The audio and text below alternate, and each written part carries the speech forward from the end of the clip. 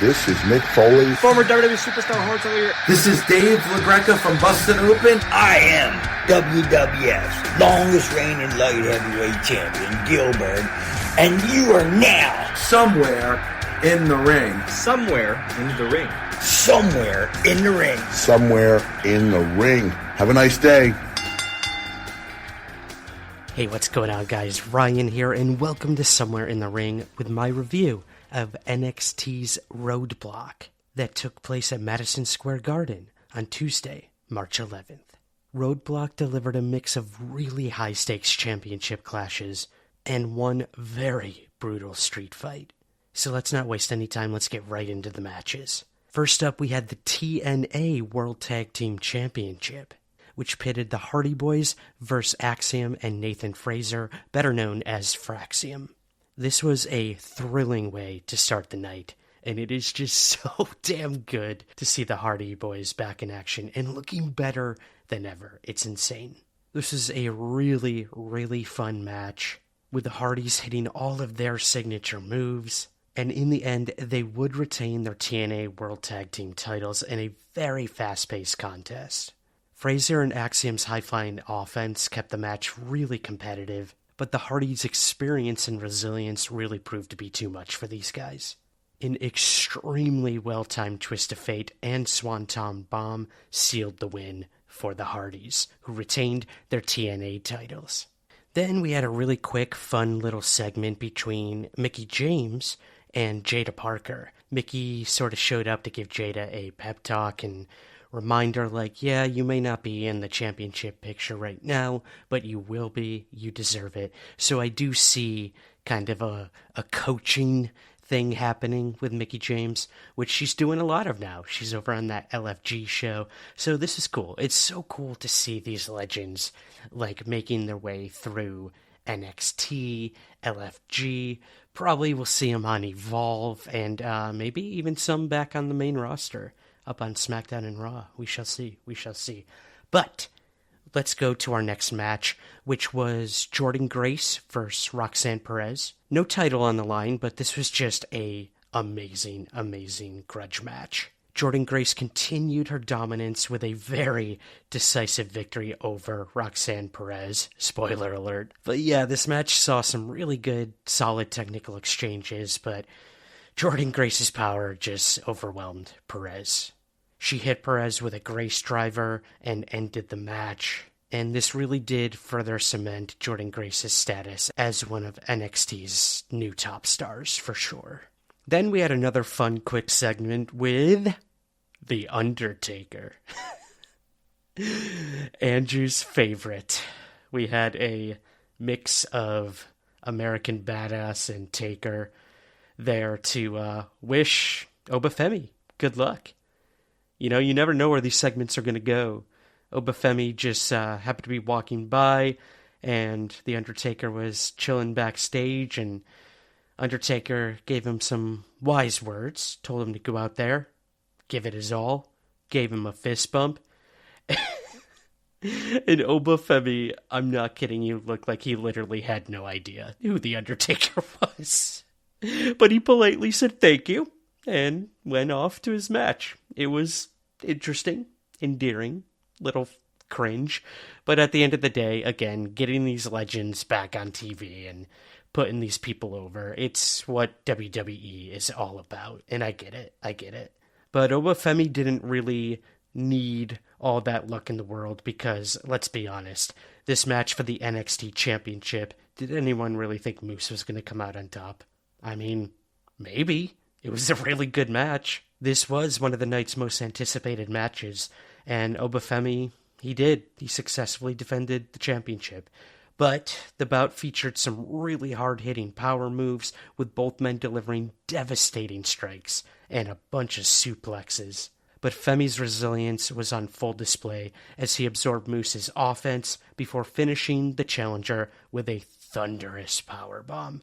This was just meat slapping meat, guys. Booker T was all over that one. It was great. Awesome, solid match, for sure. Oba Femi retained. And what is having a show at Madison Square Garden in New York City, if not for a New York City street fight? This was one of my favorite matches of the night, for sure, and with one of my new favorite wrestlers, and that's Javon Evans. He went up against Ethan Page in a brutal street fight. This had weapons, interference, and it was just pure chaos. I loved it. After a grueling battle, Evans landed a very decisive springboard cutter onto a pile of chairs for the pinfall. There were some really scary spots in this match, and I hope both men are okay after this. They gave it their all, and I'm just going to say it now, Ethan Page and Javon Evans, they need to be on the main roster yesterday. This match was followed up with a post-match attack by Osiris Griffin, Saquon Sugars, Cutler James, and Dion Lennox in their masks. I don't know what's going on there. This new faction. I mean, it was effective.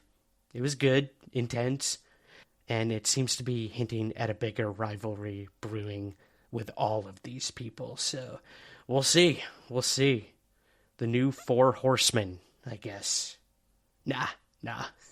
They're not at that level. Not yet. But it was cool. And last but not least, we had our main event of NXT Roadblock, and that was the NXT Women's Championship and Women's North American Championship, which pitted Giulia versus Stephanie Vaquer. Now, as many of you know, Stephanie is my new favorite wrestler of all time, so it's pretty clear who I was rooting for in this one. She was defending her North American Championship, Giulia was defending her NXT Women's Championship, and this was going to be interesting. Would one of them come out on top with both belts? I mean, they kind of had to, right? If logic prevails. This match was a technical masterpiece. Not a second spared. Everything had meaning. Everything had purpose. And, I mean, these women are such good friends. They came up in the indies together, and they've had some of the best matches outside of WWE, and this just highlighted everything that's right with both of these competitors, and it was amazing. There were really hard-hitting strikes, a bunch of dramatic near falls, which just intensified everything, had the crowd on their feet just begging and begging for more. And of course, Stephanie Vaquer showcased her incredible endurance, countering Giulia's submission attempts, and she landed a decisive finisher to claim both titles. Stephanie Vaquer made history last night and has become the NXT double champion. So this will be interesting to see where this goes. I'm just so happy for her. She deserves it. And we put up on our YouTube Shorts and our TikTok a very emotional video that a fan took of Giulia walking up the ramp and going backstage. And, you know, she just turns and applauds Stephanie. And you could tell she was really emotional, crying. She even looked like right into the camera and smiled and just walked backstage. And it just... man, she put Stephanie over so much.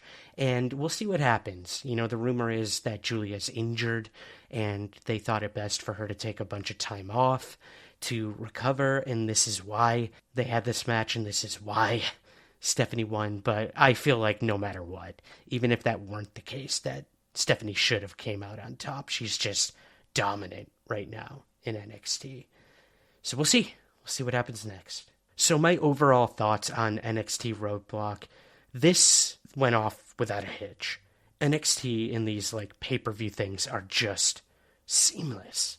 A tight, quick 2 hours. You know, there's none of this 3-hour stuff of WWE PLEs. There's none of this 5-hour stuff that AEW does. This is perfect. It just hits that sweet spot every time.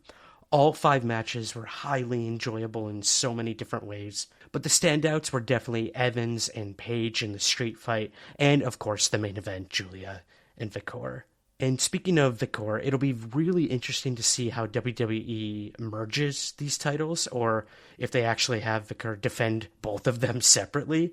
That'll be pretty interesting. Can't wait to see where that goes. Like I said, this was a brisk, seamless 2 hours of competition that once again really highlighted the best women's division in all of wrestling across all companies.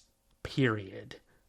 And the Hardy Boyz proved they still have it. And you could tell that they are just inching their way back to WWE main television.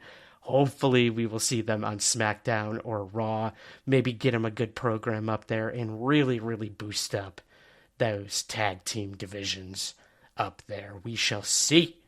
But all that being said, I'm going to give WWE NXT Roadblock an A+. This was as close to as perfect a show as you can have. And I just cannot wait to see Ethan Page, Javon Evans, and Stephanie Vaquer make their way up to Raw or SmackDown very, very soon. They damn well deserve it. All right, that's going to do it, guys. Thank you so much for joining me for this mini review of NXT Roadblock. If you haven't already, please take just a few moments and head over to Apple Podcasts and leave Andrew and I a rating and review. It truly helps us gain visibility, find new listeners. We really need those ratings and reviews over there, guys, to get us up there, have us competing with all these big wrestling shows out there. Help our young, scrappy show make it up and get featured. Head on over to Apple Podcasts, leave a rating and review, and leave a rating over on Spotify, too. That would really help.